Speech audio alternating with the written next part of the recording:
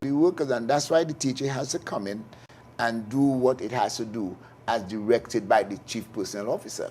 Certainly. So let's discuss how we can change that in terms of improving conditions of work, but not just improving conditions of work, but also sort of ensuring that employees are properly equipped, whether it's by upskilling them or retooling them to ensure that they deliver, because now you started talking about performance-based work rather than time-based work. So how do we ensure that we're touching all of these different measures then? All right. In our last agreement that ended a couple of years ago, there was a training grant that has been agreed upon by the union, and that is the National Union of Government and Federated Workers and its chief personnel officer, to upskill workers, to have people, workers retooled so that they could cope with the emerging demands of work.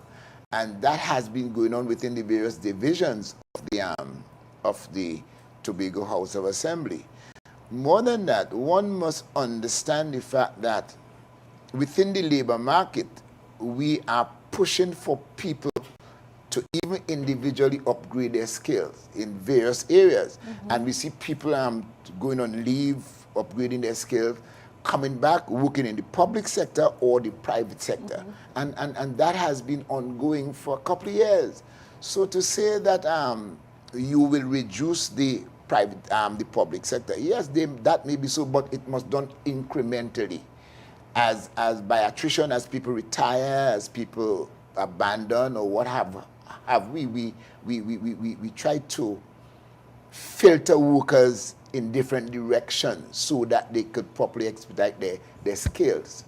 Yes? And I'm very happy that you mentioned that, because, you know, shortly we would have Mrs. Jack on the program, and of course she would be talking about some of the work coming out of the BDU that allows us to build capacity so that persons can eventually filter out voluntarily, of course, out of the public sector, and of course pursue their own endeavors within the private sector. Now I have a hot seat question for you, Mr. Thomas. Let it burn. Let it burn, very well. Considering all that we've seen with the pandemic, and considering that there's this push towards digitizing the public sector, at least digitizing the THA, would you say that there's still need for such a large workforce, and how do we deal with that? Once we move towards a more of a virtual type of context, do we really have space to still have so many persons? I'm talking about even, you know, clerks or registrar staff. We really have space within... Well, it's about redeploying workers. Okay. I mean, machines, technology just doesn't happen by itself. So it's about expanding the labor market into new areas. So it's not that you will have unemployment, but a direction, a redirection of those skill sets. And yeah, you mean where you will take 5 workers to do a task. No, you may need 1. However, those 4 workers may not become unemployable, because, as I said before, the whole development of one's skills and things of that, so that they could be filtered into other areas. So it's not a question of being unemployed, but a direction of skills so that we could cope and respond to the whole digitizing of the labor market. Yeah? Thank you for that. You definitely cool down the seat. We're going to take a short break. When we come back, let's talk about ex gratia payments. For now, we cut to a break.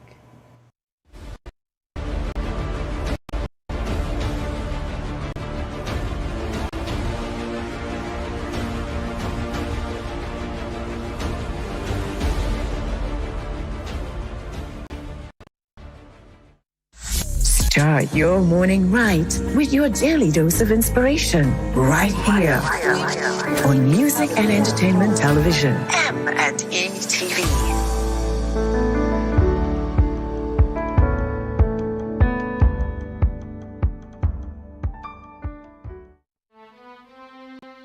My sweet island Tobago. Hi, I'm Davia Chambers, and you are going to meet me in Tobago, specifically in my hometown of Blackrock, here at Fort Bennett. But we're not going to just be showing you this amazing scenery. We're going to be highlighting the heartbeat of Tobago. Tobago is the capital of paradise. We are beyond ordinary. We're known for our beautiful beaches, our culture, our music, and of course, our warm, talented people. So come with me. Let's go and meet some of them. Man, we party till we drop down here with a lot of pretty girls down there. Down in Tobago. Whereas we may not have been present in the construction of our history, we have a responsibility to participate in the development of our destiny. The ex gratia, however, is monies that I've given you when I'm going to terminate you to indemnify myself or to free myself of liability. This is an opportunity right here, this evening, for us to lay the naked facts on the table. Watson Duke has made no mistake by way of articulating his agenda.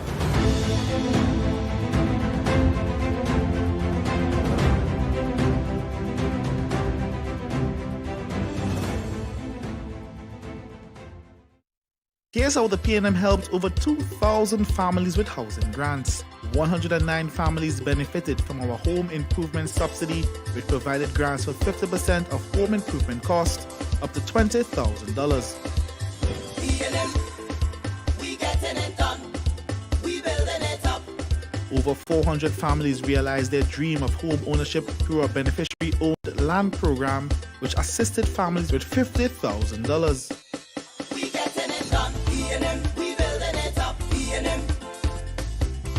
Our home completion program provided over 200 families with grants up to $20,000 to assist those who were unable to complete construction due to financial constraints. We getting it done. P&M, we building it up. P&M. Over 1,200 people were given assistance up to $15,000 who needed home repairs through a home improvement grant. P&M. The P&M is helping you realize your dream home. On December 6th, vote P&M. P&M.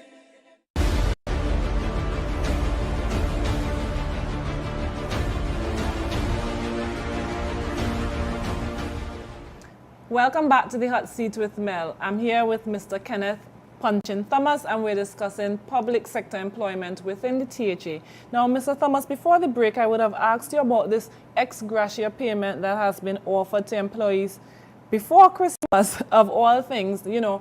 And being a trade unionist, with your background, you know that a lot of times, especially with negotiations, you have to focus on what is not said more so than what is being actually said publicly. Now, let's put aside the financial feasibility or infeasibility of such a payment being made to every single THA worker before Christmas. What is not being said about this ex gratia payment? That the person who said is a madman. That has not been said, but it must be interpreted that way. Because to have ex gratia payment to one, you must understand what ex gratia payment is. Is that sum of money that is paid to a worker at the divorce of that relationship or the separation, the breaking up of that relationship, worker-employer.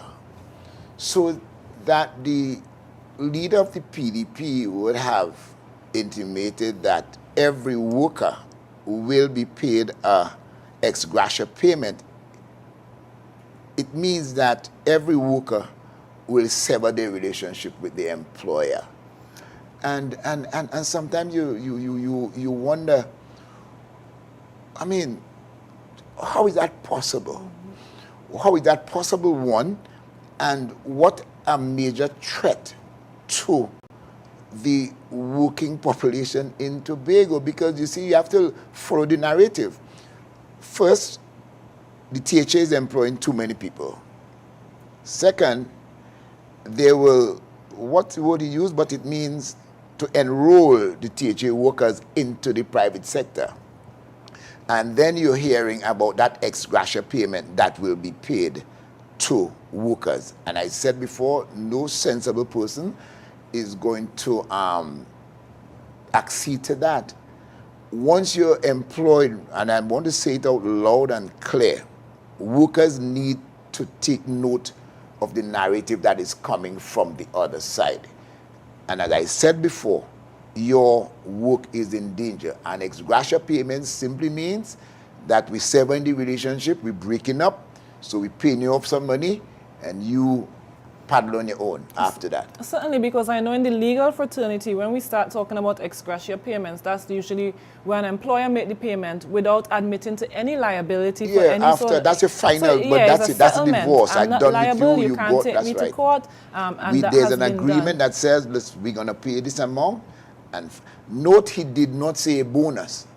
I was just about to ask you to distinguish an ex gratia payment from a bonus. But a bonus is an award given to a worker for his astuteness, for his levels of productivity, and that is agreed upon kind of thing. However, let me say it again, an ex gratia payment is that amount of money that is agreed to pay to you at the severing of the relationship, employer-employee, final. So you see the consistency in the language. The THA has too much a large workforce. Ma'am, there is the ex gratia payment. Ma'am, we're going to have workers endorsed in the private sector. So what are the implications for an employee who accepts, who willingly accepts? I'm not even talking about knowingly, because sometimes you might do it without even understanding. Knowing the consequences. Right. What are the implications then? Can I accept it and then resume my duties? Do I accept it then challenge it? No, well, that will have to, you can't accept it and challenge it. You could accept it and resume duties, well, not resume, but seek employment somewhere else. I mean, you could go back in the public sector on contract if the space is available. But it's something that is frightening, it's something that people should shy away from, it's something that people should reject outright. And I'm not talking about because you love PNM or I love PNM. Just that very threat should push you to run away from those persons who are narrating that kind of information to you. Yeah, it's dangerous. And let me ask you something else, Mr. Thomas. The current THA structure and the sort of, and I know that you're on the other side, you're a trade unionist, but the operation, as far as you know, the operational and financial structure within the THA, does it permit any one person or any one entity to make such a unilateral decision? And by unilateral decision, I mean a decision whether it's an ex gratia or bonus. Are we structured in such a way that you can just decide to pull money from somewhere and just pay it out to workers in this manner? Well, you see, that is if the PDP wins the majority of seats. And God help us if that happens, because we see the operation of these people. They say things, they do things, whether it's legal or illegal, they will go to court, they will lose. So we could expect them to do anything, just have a major retrenchment program. We could expect anything from these people, you know. Because as it currently exists, the THA has a very strict structure in place. Well, that's right. Equipped with checks and balances. And they wouldn't mind going to court, just sending home people, because if you have to retrench, then you must first, according to the RSBA, the Retrenchment and Severance Benefit Act, you must have conversation and agreement with the representative union. But they are saying that they are going to do that. But then unilaterally. How are we having these conversations with the representative union, where if the leader of the PDP is now within the THA, so is it himself unto himself? Who are we going to have the conversation with? But that's how my comrade would have been operating all the time, you know. You would have heard him, not even his deputy speak on his behalf, you know, that is him. You would have heard him too, that he would have fired 20 persons from the PSA employment structure just because probably they did not support him in the internal election. And this is the mode of operation given the leader of the PDP. And one has to be mindful, and I'm not asking you necessarily to support the PNM, but I'm asking you not to support your socio-economic disaster. So what we're saying is what we can expect is a himself unto himself, almost himself. like a PSA model of governance being introduced into That's the the THA. man. That's the man. That's the man. And I want to warn my brother Fally, you not, but you not escaping from this. You know, you cannot control that person that I've worked alongside with for years. No. He's irreparable. So let's switch gears a little bit now, and let's cool down the seat some. Yeah, I'm looking real good. I know what you want to ask me. I'm looking real good in the district of Belgrade and Gamawan. I mean, yeah, we're doing fine. Yeah. So and that's the report coming from the majority of the PNM electoral district. Well, the electoral district from the PNM candidates. Yeah, we doing good. We're doing good. So how you know that's what I was going to ask you? Well, I could see it coming through from you. Right there, you know. Oh, boy. Yeah. No problem, Mr. Thomas. And what are some of the issues that you're hearing coming out from the district? Anything that strikes you? All right. So, yes, you see people want to gravitate to the like sports. Okay. You see people trying to gravitate to other kind of employment thrust. And that's what we are fostering. The political leader would have stated some time ago that's where we're going. We're looking at employment, direct employment and indirect employment. We're looking at the creative arts area. We're looking at business, small micro business, medium business, and that's where we're going. And all the candidates are geared up.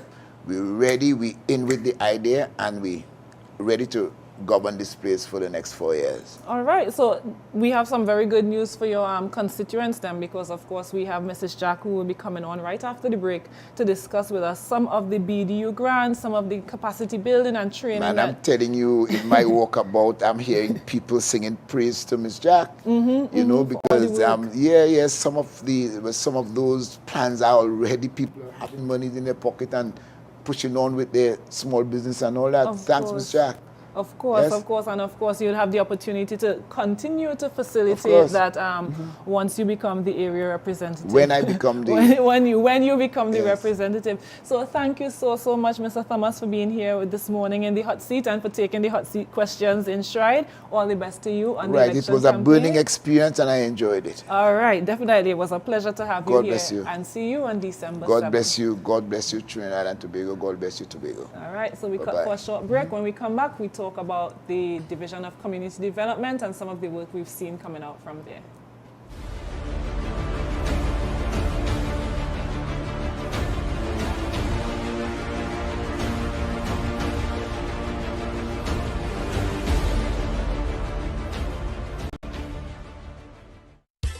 Here's how the PNM has helped families. 9,600 people benefited from emergency social assistance grants, full support with grants for household items, medical equipment, clothing, textbooks, and more. PNM, we getting it done. We building it up. We have helped over 350 senior citizens with medical alert devices that allow instant contact to emergency services. We getting it done. PNM, we building it up. PNM. 500 people benefited from free vision screening island-wide at absolutely no cost. We getting it done. We building it up. PNM. 10,000 people benefited from our food card program. Those with income challenges due to the pandemic and the increase in food prices. PNM. A further 1,300 people benefited from public assistance grants. We're our brother's keeper, giving a hand to those unable to work. We getting it done. PNM, we building it up. PNM. 500 people benefited from rent relief grants, keeping a roof over the heads of those unable to meet their rental payments. We getting it done. PNM, we building it up. PNM. The PNM is helping you out with public and social assistance, medical devices, salary and rent relief, food cards, and more. On December 6th, vote PNM. PNM. Start your morning right with your daily dose of inspiration right here on Music and Entertainment Television, M&ETV.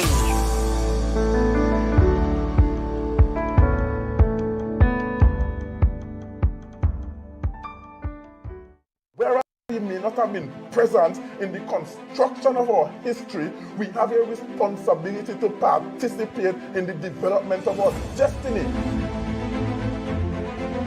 The ex gratia, however, is monies that I've given you when I'm going to terminate you to indemnify myself or to free myself of liability. This is an opportunity right here, this evening, for us to lay the naked facts on the table. Watson Duke has made no mistake by way of articulating his agenda.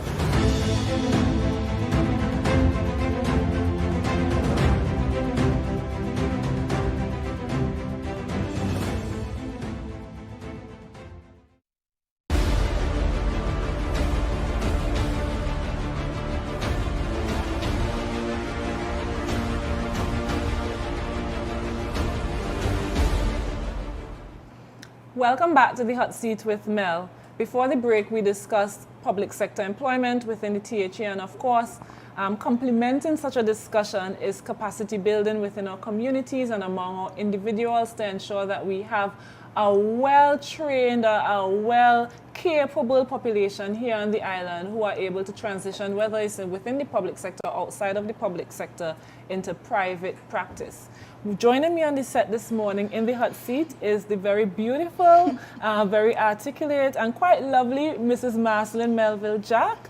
Mrs. Jack is the current secretary for the Division of Community Development, Enterprise Development and Labor, and she also has responsibility for the Division of Education, Innovation and Energy. Quite a bit on your plate. Good morning and welcome, Mrs. Jack. Yes, it is. Good morning, Melanie, and let me take the opportunity to say good morning to Trinidad and Tobago and all those listening in.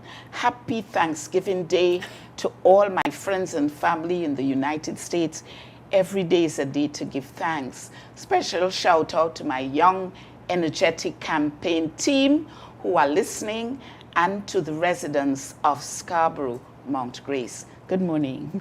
Good morning and excellent. And I'm happy that you mentioned Thanksgiving because I know that ComDev recently celebrated your week. ComDev week. ComDev week. Yes, and I know that part of the week usually entails a Thanksgiving. Yes, so it does. There's a sort of family, a sense of community coming out of your division. So tell me a bit about what's coming out of ComDev. I know you would have done some restructuring. So let's start by just talking generally about the mandate of the Division of Community Development. Excellent. So the Division of Community Development, Enterprise Development and Labor has been one of the recently restructured divisions within the THA. And it was restructured primarily to ensure that we empower the people within the community, since sustainable communities are what we desire in order to raise the level of productivity on the island. You just spoke with Punchin a little while ago about the workforce within the Tobago House of Assembly. And our main reason for this restructuring is to ensure that we empower people to understand that there are other avenues, there are other ways of employing themselves, you know, and so the division was restructured. I want to say that there are 5 main units within the division. There's CPEP, Community Development, the Business Development Unit, there's the Labor Unit, and there is also Occupational Health and Safety. And Mel, when you consider the work that is done by these units, you would see a synergy, a sort of family structure working together for the betterment of the people within the community. Most certainly, and I could definitely attest to that. Now, Mrs. Jack, you spoke about capacity building within the community. So let's talk a bit about one of the very exciting things coming out of ComDev, and that's the vocational skills program, because I know of many Tobagoanians, various age groups, various interests within and without of the THA who have enrolled in some of these programs, and every year we see the graduation ceremonies and we see the large numbers of persons becoming equipped with certain certain tools. And of course, we see quite a bit of people even opening small practices and small businesses based on the training they would have received. Yes, I am very proud of this program. The Vocational Skills Program, to me, is the most productive program on the island because the enrollment numbers alone tell the story. In 2017, we would have registered about 560 something participants. And by 2020, the beginning of 2020, those numbers crept to 1,800 participants. And this program offers skill-based training within almost every community in Tobago. Our largest numbers so far, we have done 25 skilled areas in 28 communities. And every year, as the demand gets greater, the type of skills that are provided increase. So we may have started with the regular bread, cakes, and pastries, you know, and now we have graduated to air conditioning and refrigeration, electrical installation, plumbing and tiling. So we have catered for everyone. And this course is open to anyone in Tobago, whether you're employed or unemployed. It's a free program, and I must say we've had tremendous success coming out of this program.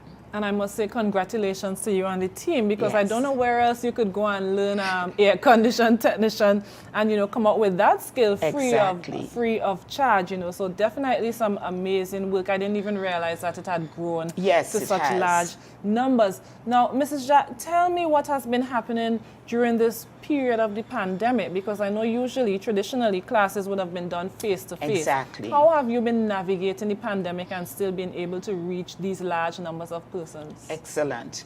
And on that note, I would like to say that because of the challenges that we faced with the pandemic, it was critical that we now reskill, re-educate our tutors in delivering a practical program online. It has not been easy, but I want to congratulate those tutors who came out and even the participants themselves.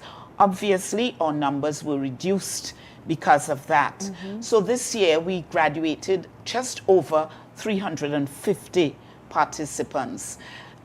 There were 13 courses that were done online. The department would have purchased equipment to ensure that the technology enabled them to deliver that program. They had training courses for the tutors as well as the participants. I also want to add that the Division of Department of Community Development also conducted digital technology training within communities for senior citizens. So they learned all about the Zoom platform and how to navigate. You know, so I said kudos to them. They have done an excellent job in preparing the people within the communities for this new age that we're living in. So you definitely reached the entire cross-section. Oh, yes, we have. Of society. Yes, yes. And that's indeed an excellent endeavor. Now, Mrs. Jack, let's talk about after persons have been able to hone and develop these skills. And, you know, a lot of people now decide, I have this skill, I'm quite good at it, I like it, and I want to receive funding to start a small business. I don't have the money in my pocket, but I want a little something. Or maybe I had a small business before, but now I want to expand because I'm so much better. What is available to these persons? Well, I see our division as a one-stop shop, because not only do we provide training in skills, but we also offer programs in entrepreneurship.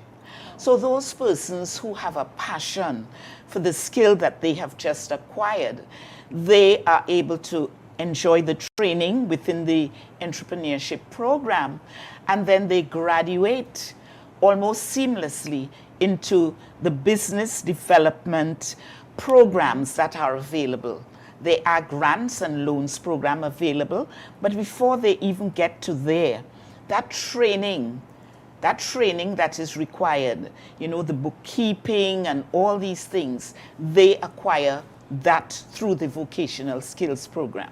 So this is excellent, and now I'm thinking that maybe I myself need to enroll, especially in the bookkeeping. That's something that any small business owner, any young entrepreneur should definitely be involved in. Exactly. Now, Mrs. Jack, we need to cut for a short break, but when we return, let's talk about the funding at least that's available through the BDU. We cut for a short break.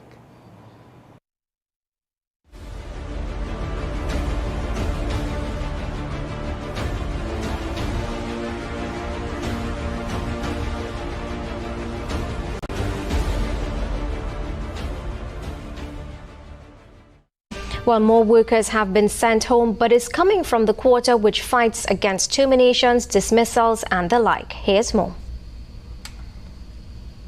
The largest union in the country, the PSA, has sent home staff. Workers reached out to TV6 saying they got to work today only to realize it was their last day.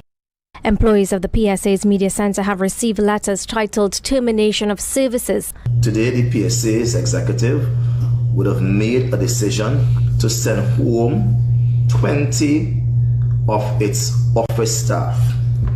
We will be running a very tight ship, a very hard ship. We will be running a very tight ship, a very hard ship. What do you make of the terminations? 11 workers fought and won against Watson Duke 2 years ago when we were fired.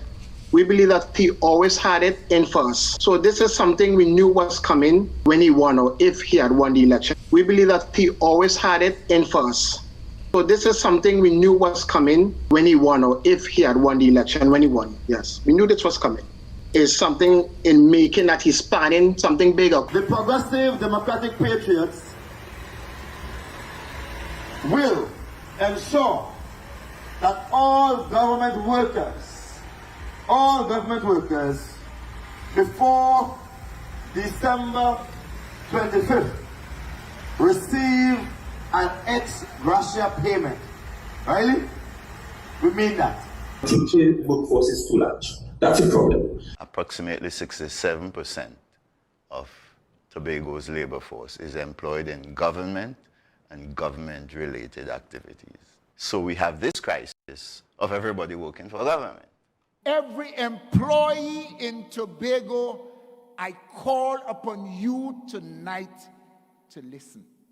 Because I tell you this, that your jobs are in danger.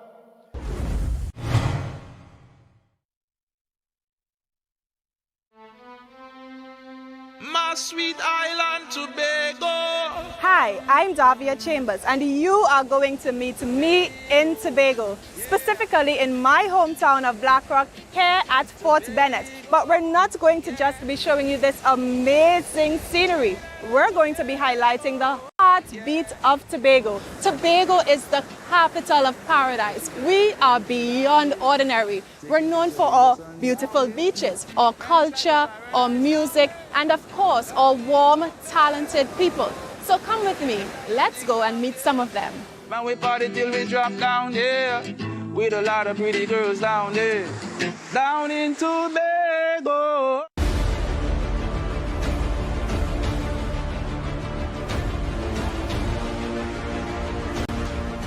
Welcome back to the Hot Seat with Mel. Here with me discussing, of course, capacity building within our communities and among our young and emerging entrepreneurs is the beautiful Miss Marcelin Melville Jack. Now, before the break, Mrs. Jack, we began discussing the BDU, the Business Development Unit, and of course the training offered via the Business Development Unit, and I asked you about even the grants and the funding coming out of the unit. So for Tobagonians wanting to access these grants, what information can you share with us? How do we access it? What do we need to be able to access these grants? What is even available to us out there?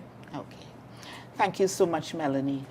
And I want to start off by really congratulating the workers within that unit. Especially during this COVID-19, they have been working assiduously because we do understand the challenges that small businessmen faced during the pandemic, you know. So I can say at this time that the grant applications are available online. They're open to anyone in any field at this time. We haven't been given grants for agriculture, tourism, entertainment, you name it. you can receive a grant. All you need to do is apply. But you must first ensure that your business is registered. That is the first thing. You must have a registered business. When you make the application, you are assigned an officer. And that officer will guide you through all the steps that are necessary in order to receive these grants. Obviously, they'll pay you a visit to ensure that the business really exists, you know. After that, you can apply for a grant for equipment, which would take your business to another level. We know that now that it's technology-based, we have been receiving a lot of applications for this type of business. And you know, I want to take the opportunity to encourage young people. We are sitting here this morning in a studio that is owned by a young person within my electoral area, I may add, who had a passion for media. He had no idea that we will now be living in a virtual world. It is just what was his desire. He did not learn this at school. And he also was a beneficiary of the Business Development Unit. And today I am so very proud, 30-something years old and on his own. So this is the kind of encouragement that we give to our young people. When you come for a BDU grant or loan, we call it seed capital, because it's just the start of the growth of your business, okay? And the training continues. We never give you up. It's a hand-holding exercise.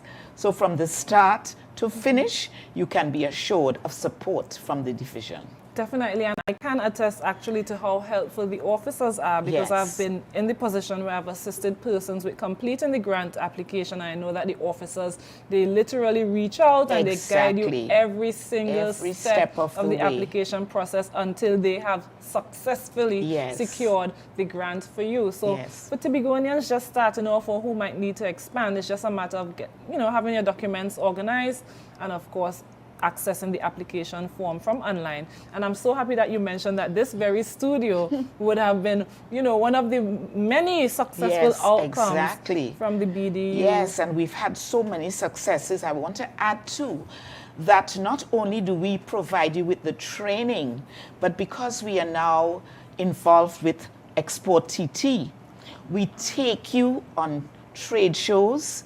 We successfully took 4 of our grant applicants to Cuba. They were in Expo Caribe, as they call it, and had COVID not happened, we would have had some of our applicants going to Dubai for Expo 2020.